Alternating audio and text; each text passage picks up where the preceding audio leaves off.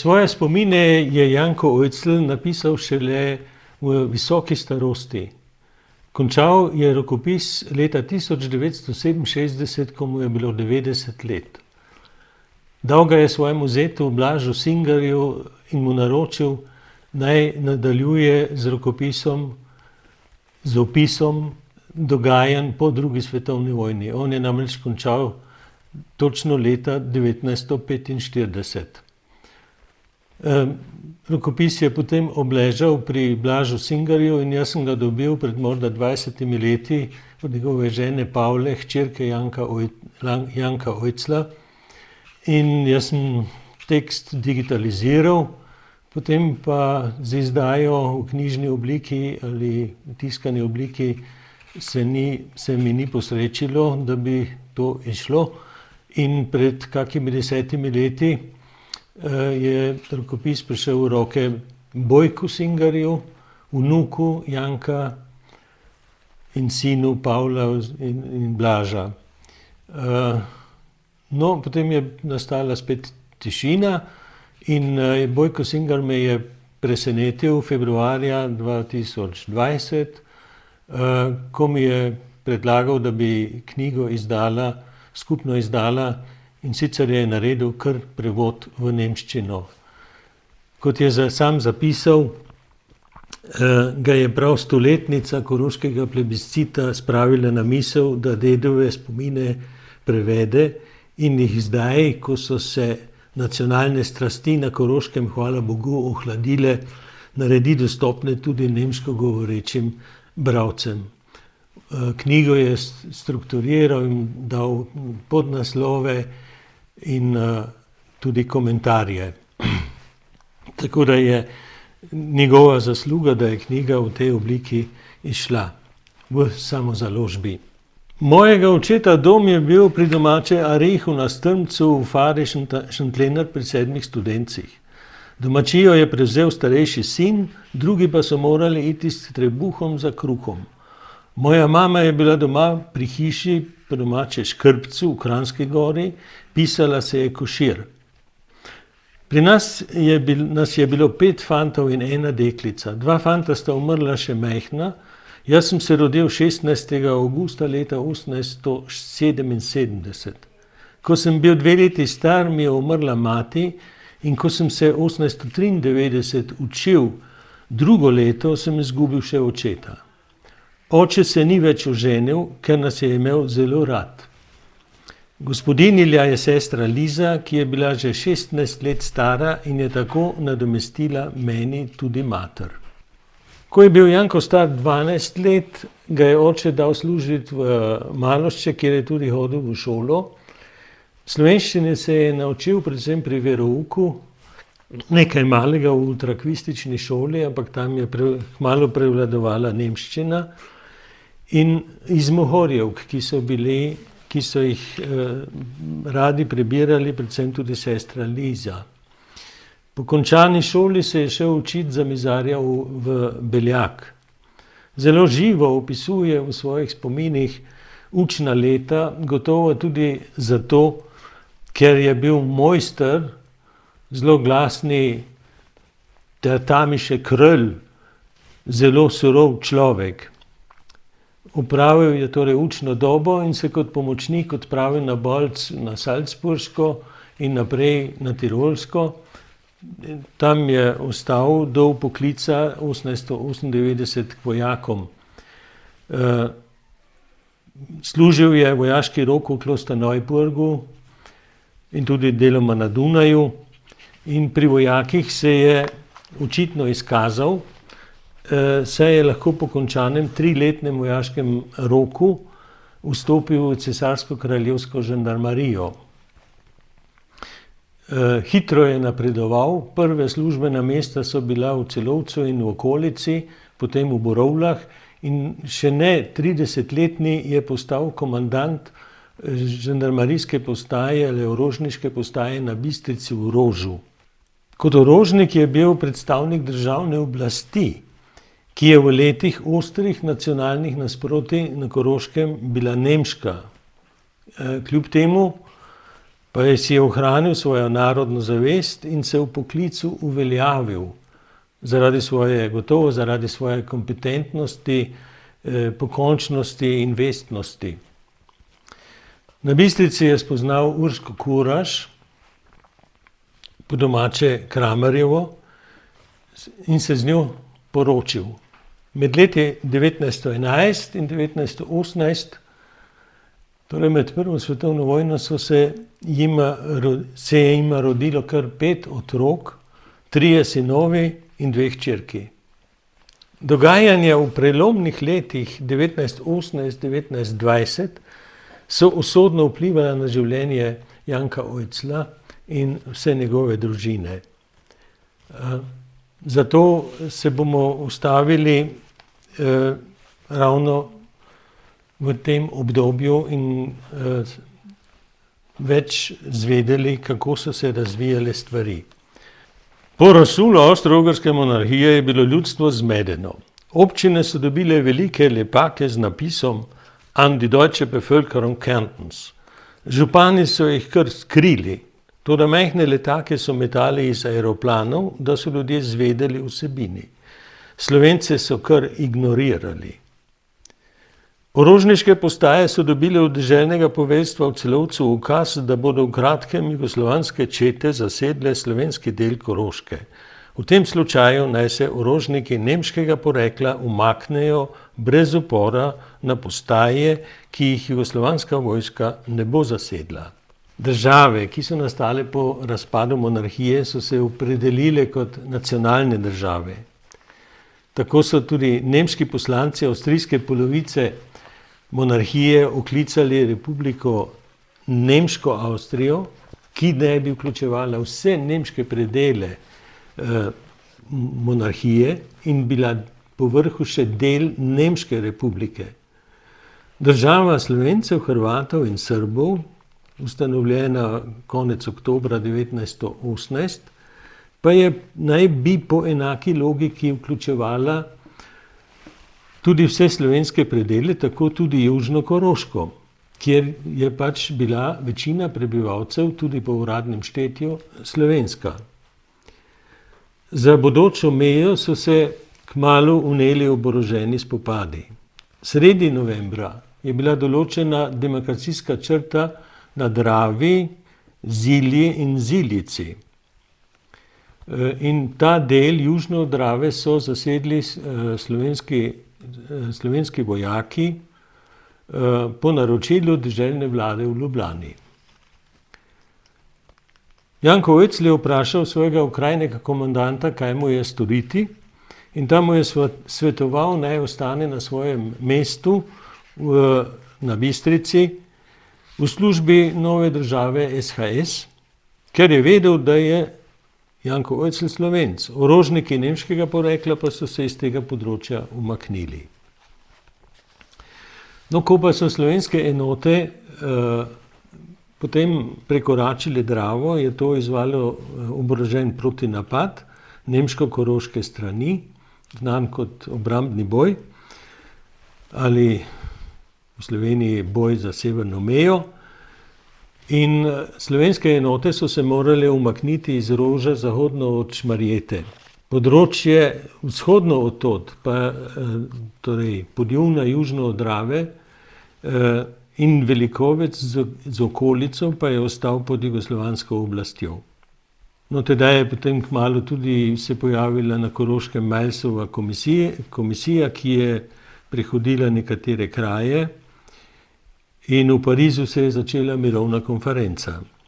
Pred prihodom Volkswehrovcev na Bistrico se je Janko Oitzl 9. januarja 1919 umaknil čez Karavanke in sicer čez predlas Medvedjak v Žirovnico na slovenski strani. Saj je moral računati, da ga bodo zaprli. In preko Maribora se je že naslednji dan vrnil na Koroško, kjer je služil kot orožnik v Železni Kapli. No, treba je omeniti, da je v zvezi z temi oboroženimi spopadi prišlo do aretacij, pobegov, pregonov, na obeh straneh. Janko Oetzl omenja, da je Maja iz Železne Kaplje spremljal ali odpeljal v Ljubljano ugledne meščane kot talce. V Železno Kapljo se ni več vrnil, ker so se morali prav tedaj slovensko oziroma jugoslovanske enote umakniti pred Volkswehrovci iz celotne južne Koroške, tudi iz Mežiške doline. Konec maja je potem redna vojska kraljevine SHS zasedla južno Koroško, vključno s Celovcem. Janko se je vrnil na Bistrico in tam služil kot orožnik pod jugoslovansko upravo. No, v Parizu so vzporedno potekale razprave na pariški mirovni konferenci, kako bodo potekale nove meje med posameznimi državami. Vpletene so bile v te razprave, v ta diplomatski boj, vse velike države, ki so imele različne nasprotujoče si interese.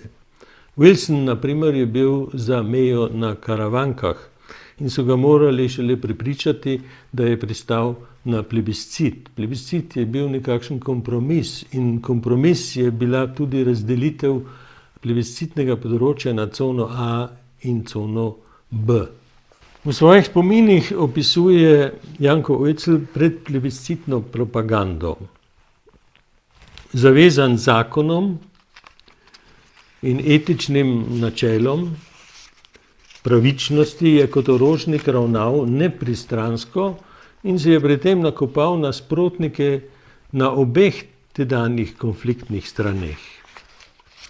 V času pred plebiscitom so delali uradniki in učitelji iz Jugoslavije za naše ljudi neprimerno propagando. Popivali so z nekaterimi domačini večkrat cele noči in potem razgrajali pred stanovanji nezavednih Slovencev. Ko sem šel enkrat po noči iz službe domov, sem naletel na nekega delavca, ki je sedel zraven poti in se po končanem delu ni upal domov, ker so na cesti zopet razgrajali. Šel sem jaz z njim, samoumevno je bilo, da sem tem, ki so motili nočni mir, zagrozil, da jih bom v prihodnje naznanil oblastem. Tako ravnanje je bilo Celovčanom oziroma beguncev iz cone A dobrodošlo za propagando. Od vseh strani je bila agitacija v polnem teku. Bolj se je bližal plebiscit, bolj je bilo vse nervozno. Prišel je 10. oktober, prišle pa so tudi iz vseh strani, iz Jugoslavije in Nemčije osebe, da oddajo glas za to ali ono stran.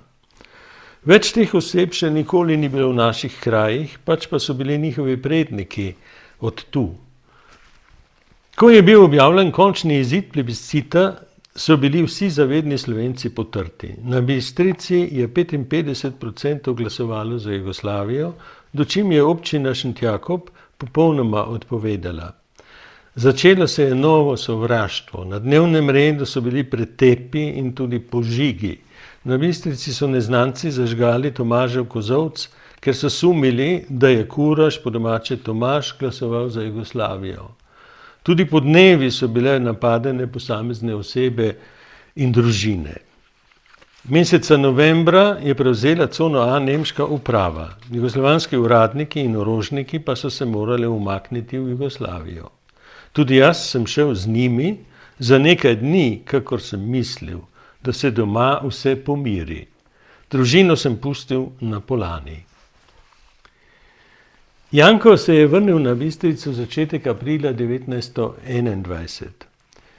Že kmalu je od tajne policije dobil poziv, da se mora čez 6 tednov vrniti v Jugoslavijo, ker da je jugoslovanski državljan, torej da mora Avstrijo zapustiti. Ta poziv je kratko malo ignoriral in ko so ga ponovno pozvali, se je odpravil k okrajnemu glavarju in hotel vedeti, zakaj naj bi zapustil Avstrijo. Ta je pa vztrajal, da je pač jugoslovanski državljan. čeprav mu je Janko zagotavljal, da ni optiral za Jugoslavijo oziroma jugoslovansko državljanstvo. Rekel mu je, ich weiche nur der Gewalt. Če je delal proti zakonom, kar so mu očitali, da naj ga postavijo pred sodišče.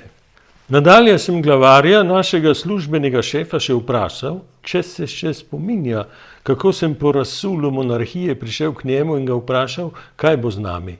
Takrat ste dejali, draußen bleibt Jugoslawisch und wenn die Jugoslawen auch Klagenfurt besetzen, dann werde ich mich als deutscher Beamter nach St. Veit zurückziehen. Rekel je, da se tega ne spominja. Mene pa niso več nadlegovali. Vendar je potem kljub temu kmalu odkril, da ni izgubil samo službo in službeno stanovanje, ki ga je imel, temveč tudi avstrijsko državljanstvo. Od urada je zahteval, da naj mu dajo pisno, na podlagi katerega zakona je izgubil avstrijsko državljanstvo. Na ta poziv ni bilo odgovora in to se je nekajkrat ponovilo. Kadarkoli je prišel v Celovc, je od tega gospoda dvornega svetnika Eignarja zahteval, naj mu to vendarle končno dajo vedeti, na podlagi katerega zakona je brez državljanstva. Minevala so leta, a odločbe nisem dobil. Ko sem se zopet oglasil, me je dvorni svetnik Eignar nahrulil. Sem schon wieder da. Tudi meni je zavrela kri in sem mu dejal, jawohl, Herr Hofrat, kaufen Sie Strychnin und vergiften Sie uns, dann werden Sie von uns erlöst. Dejal sem še, da vsak obtoženi zločinec dobi obtožnico, da ve, zakaj je obtožen. In to zahtevam tudi jaz. Pogledal me je nekako začudeno in sem mu rekel, tun Sie sich nicht aufregen. In šele leta 1925, po ponovnih intervencijah, je dobil pisno odločbo, da je družina izgubila državljanstvo na podlagi zakona iz davnega leta 1832, to se pravi iz Metternichove dobe, kjer je zapisano, kdor se izseli brez dovoljenja v drugo državo, izgubi pravico do državljanstva in je podvržen vsem zakonskim posledicam in tako naprej. Da so ostali brez državljanstva tudi žene in otroci, pa ta zakon izključuje. Kot mladoletniki bi ga niti tedaj ne izgubili, če bi se z očetom odselili, kar pa se ni zgodilo. Vse življenje so živeli tu. Tako je tedajna državna oblast ravnala proti zakonu, na katerega se je sklicevala. To, da so tudi otroci bili brez državljanstva, je imelo pa tudi svojo dobro stran. Vsi trije sinovi, Hans, Pep ali Jože in Ludvik, so bili v času nacizma spoznani kot ali ocenjeni kot wehrunwürdig in niso bili vpoklicani v nemško Wehrmacht. Šele ko je nacistom voda tekla v grlo, so jih vpoklicali jeseni leta 1944 in imeli so srečo, da so vsi trije preživeli. Če ne bi Jankova žena podedovala majhne kmetije na Polani, bi družina ostala brez vsega in bi bila verjetno prisiljena zapustiti državo. Tako kot so Avstrijo in Koroško tedaj zapustili številni uradniki, učitelji, nastavljenci in tudi delavci, ki so izgubili delo in niso imeli eksistenčne podlage. Tako se je po plebiscitu ta socialni sestav slovenskega prebivalstva še bolj zožil na kmete. Začeli so torej kmetovati na Polani, na majhni kmetiji, ki je bilo treba še vse mogoče stvari je treba bilo urediti. Janko Ojcl se je že pred vojno začel tudi ukvarjati s čebelami. Veliko so mi pomagale tudi moje čebelice. Imel sem do 60 panjev. Na pomlad sem prodal kmečke panje, pa tudi medu za prodajo je bilo večkrat dosti. Otroci so doraščali. Starejši sin Hans se je izučil v trgovini pri Kometarju v Borovlah, Jože v Celovcu za mizarja in Ludvik pri Svaku Kramarju na Bistrici za mesarja. Dekleti Pavla in Mici sta se naučili šivati in kuhati pri sestrah v Šentjakobu. Če zdaj povzamemo ta nemirni čas plebiscita, je treba ugotoviti naslednje. Razpad monarhije in boji za meje so stopnjevali strukturalno in fizično nasilje in nacionalno nestrpnost.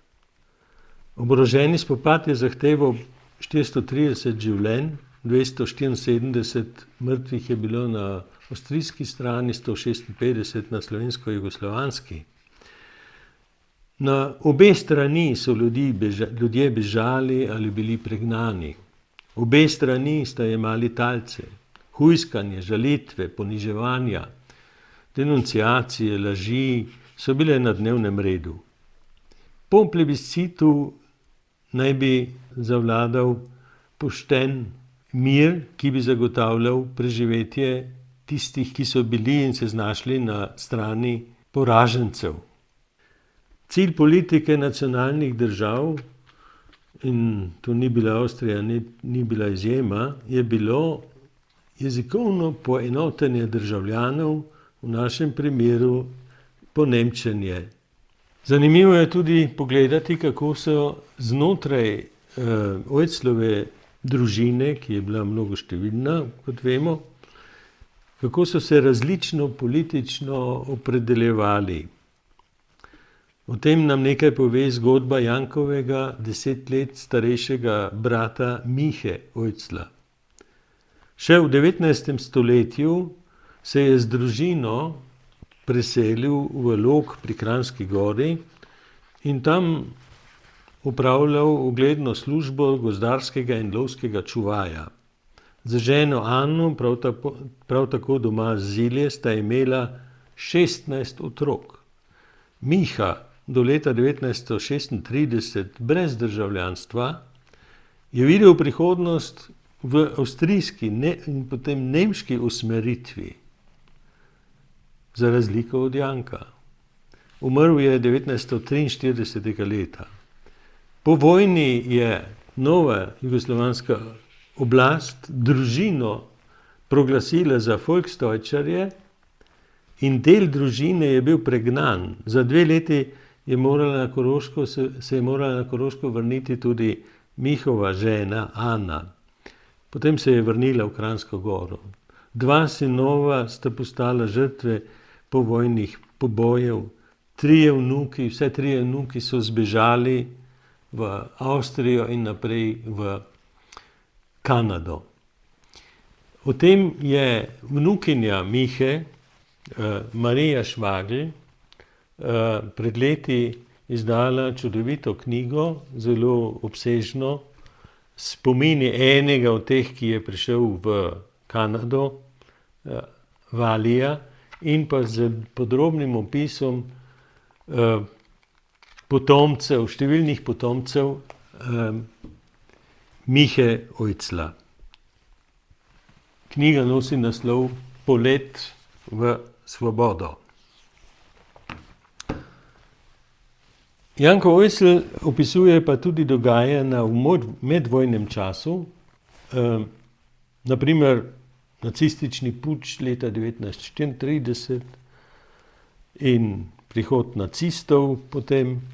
In leta 42. aprila je bila njegova družina, kot tudi še nekatere druge, v občini že pripravljena, da bo pregnana. Vendar nazadnje v bistriški občini iz bistriške občine nihče ni bil deportiran. Kakor je mislil Janko, so jih pustili pri miru zaradi protestov iz nemške vojske. Opisuje tudi dogajanja med vojno, tako črni 6. maj leta 1944, ko je gestapovec Rad ustrelil Aleša Enšpilerja, Florija Križnarja in puškarja Švarca. Omenja napad partizanov na Goetzovo Žago in tovarno Jungferja, smrt Matije Verdnika, ki je umrl prav pri sosedu na Polani, in pa nazadnje, kako sta 6. aprila 1945 Janez Weiss in Karl Blatnik v imenu partizanov z belo zastavo dosegla umik nemških vojakov z Bistrice brez prelivanja krvi. Na Bistrico so potem ukorakali partizani. Jaz sem moral prevzeti 9. majnika občino od župana in ortsgruppenleiterja Antona Mariniča in tajnika Rindlerja, ki so ga nacistične oblasti privedle sem iz Grabštajna. Na občini mi je pomagal Jože Andrejčič, ki je prišel na Bistrico menda iz Kragujevca. Dela je bilo dosti. Prebivalci so morali oddati vse orožje pri občini, od koder so to odnesli Angleži. Sicer pa je bilo vse mirno, samo nacisti, kar jih je še ostalo, so bili zelo poparjeni.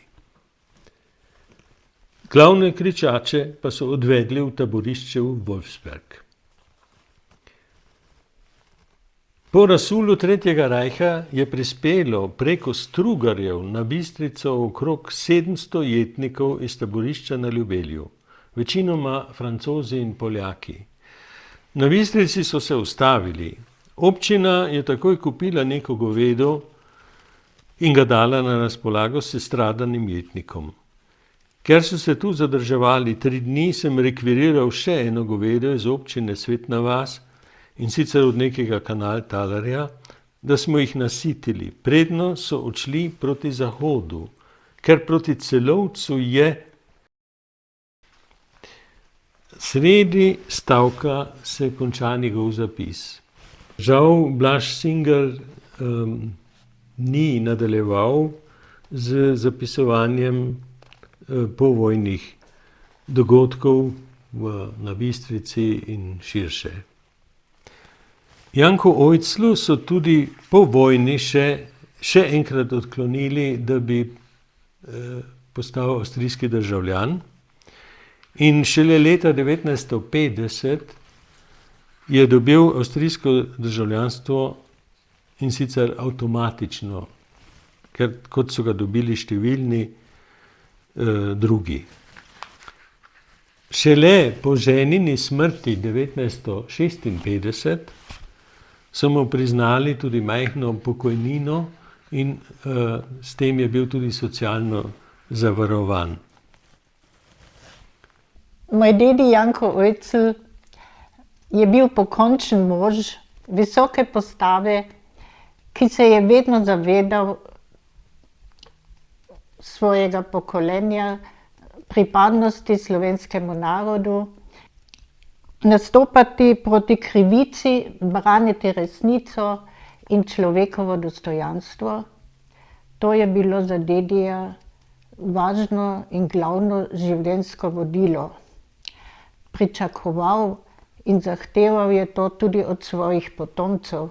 Mi otroci smo dedija zelo spoštovali. Bil je za nas velika avtoriteta.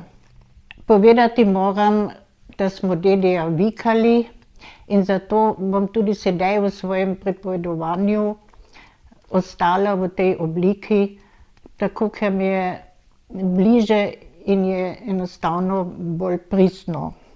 Živeli smo skupaj v majhni kuhinji. Majhna miza je bila do polovice navadno obložena z knjigami, z dedijevimi časopisi ali pismi. Druga polovica majhne mize pa je ostala mami za kuhinjska dela. Veliko so brali in pisali, tudi v tem so mi bili zgled, ker so vedno nekaj, ker sem imela občutek, da se zanimajo za vse stvari, ki se dogajajo po svetu, ne samo v bližnji okolici, temveč tudi Za svetovno politiko so se zanimali in spremljali, kaj se dogaja.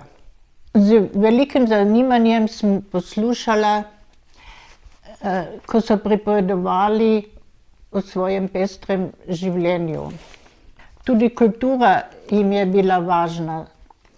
Kulturno so se udejstvovali in veliko so pisali, veliko pisali tudi o kulturnem dogajanju, in to se zrcali v kroniki, kjer so obširno pisali o dogajanju, o delovanju prosvetnega društva Kočna. Iz te kronike tudi razberem, da so skrbno spremljali razvoj slovenske gimnazije, ki jim je bila zelo važna za prihodnost slovenskega naroda. Vedno smo bili naročeni za 2 časopisa. Imela sem občutek in še zdaj mislim, da jim je bilo važno to, kar je bilo pošteno, torej poštena politika. Niso bili pristranski in to odprtost so posredovali tudi nam. Tudi rokodelsko so bili iznajdljivi in spretni. Delali so lepe košare, pletli so lepe košare, delali cokle, prišili kdaj in kdaj kak gumb, popravili mojo šolsko torbo in tudi stiskali kalinov sok. Če smo bili kdaj bolni, da smo to dobili kot zdravilo. Ljubili in skrbeli so za svoje čebele. Povedati moram tudi, da so imeli vse svoje stvari zelo urejene. Ne bom pozabila zadnjega stavka o oporoki: ostanite to, kar ste. Umrli so v 95. letu starosti, a njihovo sporočilo živi še naprej.